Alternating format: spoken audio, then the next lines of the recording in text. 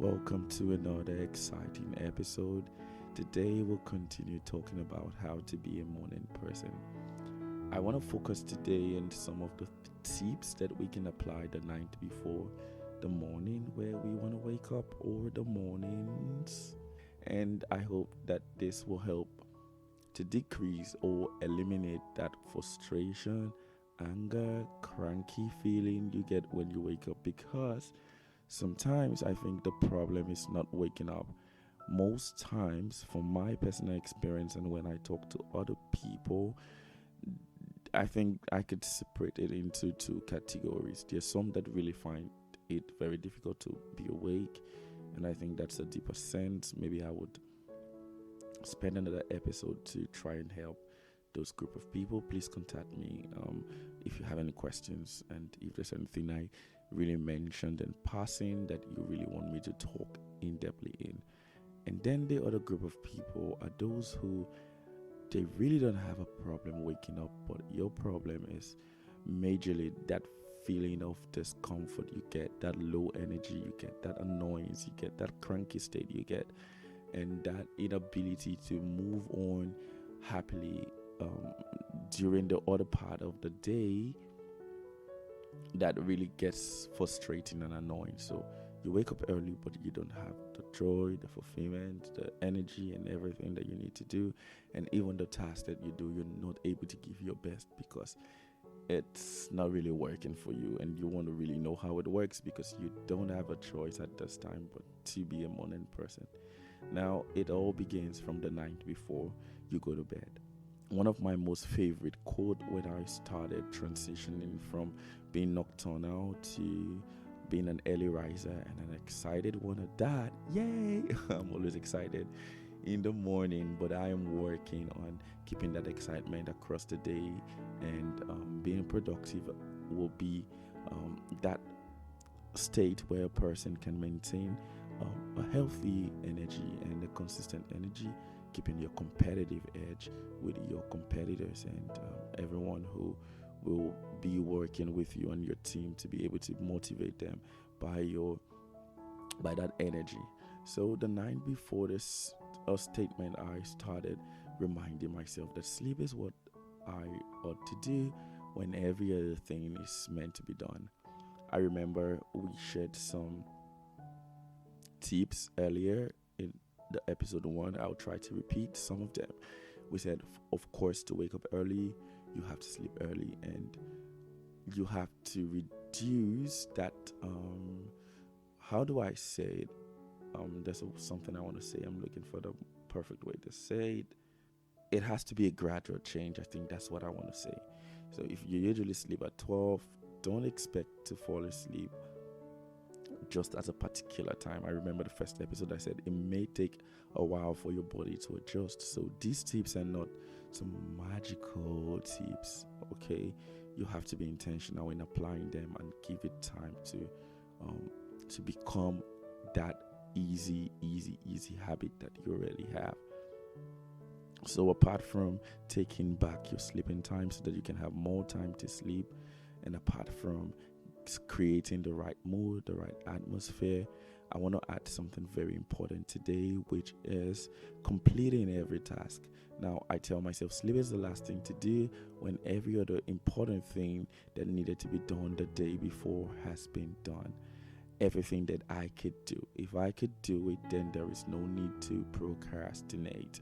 So the night before, make sure that you complete your tasks so that you don't have carryovers, because sometimes when the work is too much, I remember when I was a student, when I do not study, when I'm supposed to study or do my assignments early enough, one thing is that the desire to wake up in the morning is really annoying, because you're like, oh my God, there are a lot of things to do. And I think I understand some people when they say I just couldn't wake up from bed, because it's overwhelming what you're rising up to. Either ways, without a carryover, life is already challenging, especially if you're walking through the path of purpose and crushing your goals and fulfilling your dreams. You already have enough to do for every day. The Bible says that sufficient is a day's trouble. So you should learn to complete your task before going to bed. Send that email, write that text message, complete that assignment. If you can do it, that's my principle. If you can do it now, then just do it now. It doesn't matter. If it's hard, do it. If it's easy, do it. Just do it, okay? So complete all of your tasks. I love to also journal and I love to plan ahead, because there is something about planning ahead that helps you to wake up in the morning. Most people I see that have a problem with waking up early. That's for the first group of people who cannot wake up, and then of course the second group of people I will address your challenge, those that wake up and don't feel very motivated.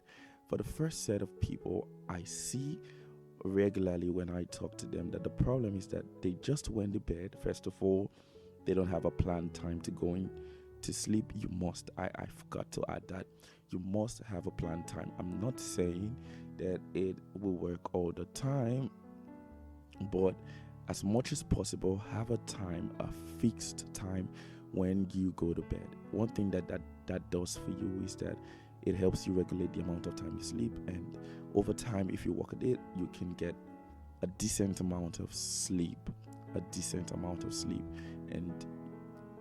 that's really needed for your mental, physical, emotional health in general, because if you don't sleep well, you're not going to have all the energy and the health you need to pursue everything that you want to do. So try to have a time to sleep. Now, in preparation for the next day, try to schedule when you want to wake up, because your time of sleeping, I can tell you, most of the time may be flexible. Maybe some days you had some meetings that pushed up, or some seasons you had to complete an assignment that pushed up to some certain times, and everything you will be able to work that around however it fits to you. But what I'm trying to say in the nutshell is that have a time to sleep, and before you go to bed, please have a time where you want to wake up. I don't love using alarms, like I said in the first episode, because I've come to find out that my mind is self-regulating and my body is self-regulating, and I told that our body needs to go through certain stage and level of sleep, so that when we complete that levels of sleep and those stages of sleep, when we wake up, we feel optimum. In between that, when we wake up, that's when we feel those crazy emotions and those feelings.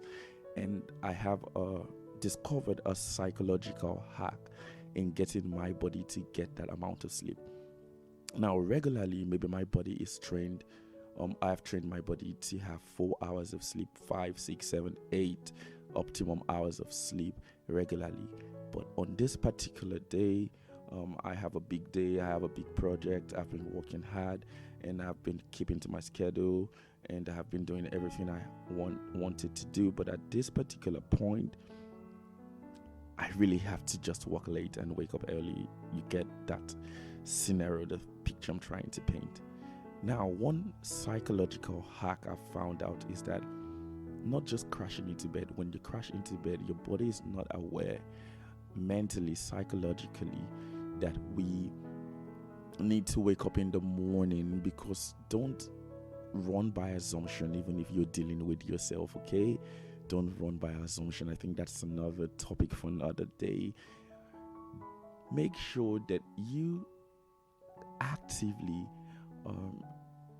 impute into your system that although we're sleeping at 11:30, we're supposed to go to bed at 10. We ought to wake up at 4:30 because we have that meeting by 6 o'clock and we have to prepare for that meeting. So when you say that psychologically, I find out that your body puts that phase of sleep in between those times. I think that's where the concept of power naps come in, and somebody can sleep for 5 hours and feel good. Another person can sleep for 8 hours and feel good. So it's all about the mental state and the physiological state more than it is about the physical timing. So every time you go to bed, always log in. I call it log in. Log in the time you ought to wake up. And really, really amazingly, like I said, I hate alarms. So I try as much as possible to use them less. And really, I don't know how that works, but maybe if you practice and do the things that I'm doing, I believe it will work for you as well. I wake up before my alarms. I don't know how that happens. 1 minute, 2 minutes. And that's because I believe it's because of this logging in. I tell myself every day when I ought to wake up. I find out that the days that I'm careless about this particular practice, when I just go to bed, then sometimes it really works out some way. So for those of you who really have time difficulty in waking up, try and check. For most of the people, I got to notice that they don't really have a vision of when they should wake up. Some people is just so busy, they have a big day tomorrow, they work, get tired, and once they're done, they just, I hope to wake up early tomorrow before 6, and then they go to bed, boom, and then they're late. I think that's the psychology that happens when you have a trip. Most late people I see, although they're still late, whatever, but sometimes a couple of people they're not late when they have a flight to catch, and that's because of the logging in. That on autopilot, your body already logs in that you have a flight. So that's why you wake up sometimes even at the middle of the night or at odd times or exactly at that time. That's what happens. But we can move ourselves from autopilot to intentionality in doing that. So that tip will really help you if you do that and practice that the night before. Every day, make it a habit to be able to log in the time to sleep so your body adjusts, runs you fast and quickly through the phases of sleep that will get you into that optimum level of productivity. Another thing I love to do as well is to place a task. First of all, you have to wonder, why do you have to wake up early? So you have to remind yourself, and that's where planners and journals really come in to help. Because when you have an activity, then your body gets to understand that, okay, it's a follow-up to when we're waking up, when we wake up, and these are the tasks that we ought to do. So I'll conclude here today.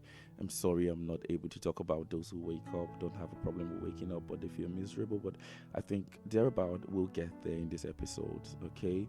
We'll get there to talk about that and address. So just keep watching, just keep listening.